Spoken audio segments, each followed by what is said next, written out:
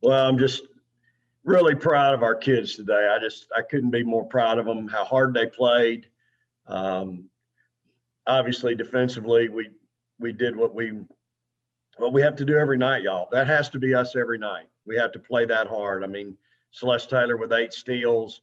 I think our team feeds off of her on that end of the floor. And but I just thought we were really good in the press for this early in the year.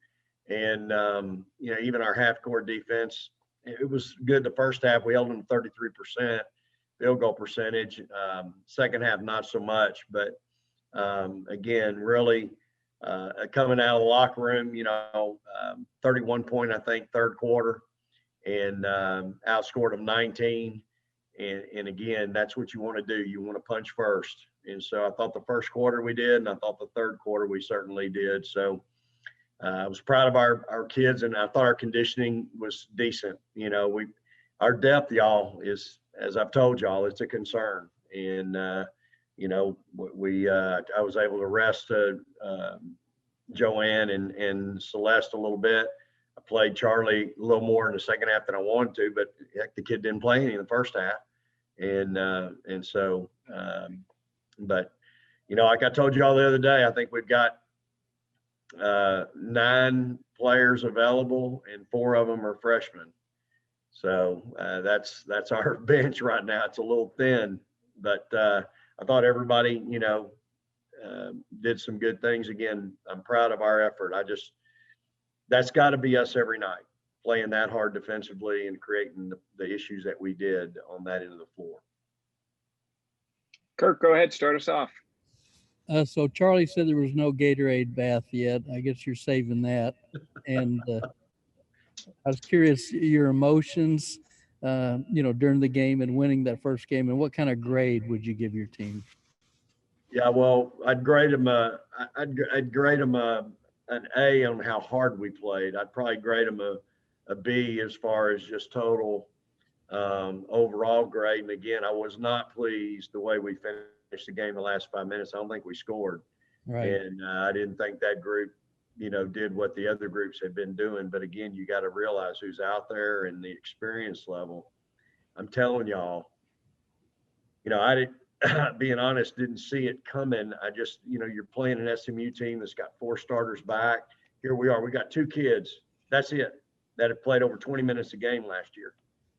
The next one is Joanne at 17, and Audrey only played in 18 games, and she's next. So, I mean, you're looking at a really young, inexperienced, and immature basketball team, and so it's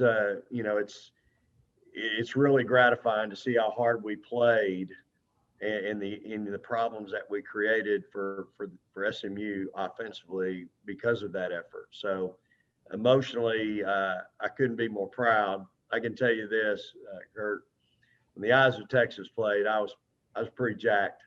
I've heard that song a lot, and to be out there and to know what that means to our fans and to this university, and to be wearing a burnt orange tie and representing this great university was pretty exciting for me, I can tell you. And finally, you only, I guess, made 3 threes, I think, and you really got to the basket with your dribble penetration a lot. Yep. And are you going to be able to do that? Or are they going to just zone you all year? Or how do you see that going forward? Yeah, I mean, it's we'll see what people do. I mean, I think what we showed tonight is you can zone us, and we're gonna try to impose our will offensively on what we want to do. We're not going to settle. That's what I tried to tell the kids. Don't settle. You don't have to settle. But you've got to execute offensively. You got to reverse the floor.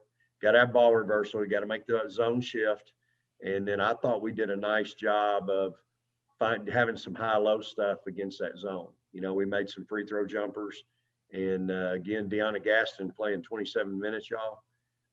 And I'm shocked because she has not, she was injured early, was dinged up early, didn't really get to finish conditioning, didn't get to practice the first 2 weeks.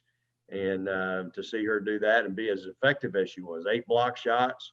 She almost had a double-double. I'll go back and restat it, see if I can find her another rebound somewhere. But 9 rebounds, 10 points, that's pretty good for a freshman in your debut. Mark, go ahead. Vic, when Kalia goes out, do you tell Celeste, okay, you need to sort of take charge here and be the Yeah, I don't think so. I think our guards were really good early in our offense. I thought we attacked the rim. I did think we took some bad shots, just trying to teach them that we took some shots that were rushed at 12 and 10 seconds. But again, you're teaching a team right now that, hey, 10 seconds is an eternity to get a good shot. You don't need to go in there and throw one up and force some shot just because there's 10 seconds on the shot clock. There's a lot of time. And so just, again, that's kind of, it's where we are right now. We haven't had a chance to really, I have a specific drill for that where you work on offense with 10 seconds left. And so they're just trying to make plays. And again, I thought Celeste, was really good the first half. I thought she took a couple of rush shots that she didn't really have to take, and she ends up 9 for 18, only took one shot the second half. But golly, y'all, the defensive intensity and how hard she plays the game, the havoc that she created, I mean, it created a lot for some other people. Thank you. Roger, go ahead. Vic, you talk a lot about your staff, and you guys all made this move at such an unusual time. You talked about your emotion, but just you guys as a staff to get it to that first game and go, okay, now we can kind of coach a season. How gratifying is that? It's extremely gratifying.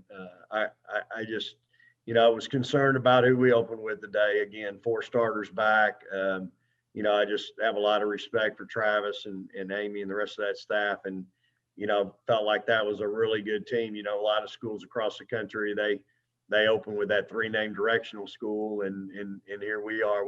We opened with a really good team, y'all, and just was really, really pleased with how hard we played. And again, we're all so very proud to be at Texas, but you couldn't have a staff that understands more the expectations that this university has for our student athletes, as well as for us as coaches.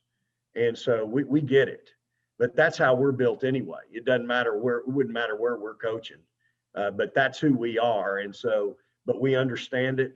And again, I coached that last 5 minutes with that group as hard as I did the first 35 minutes. I called the timeout there with about 4.5 because I wasn't very happy. And again, they deserve that.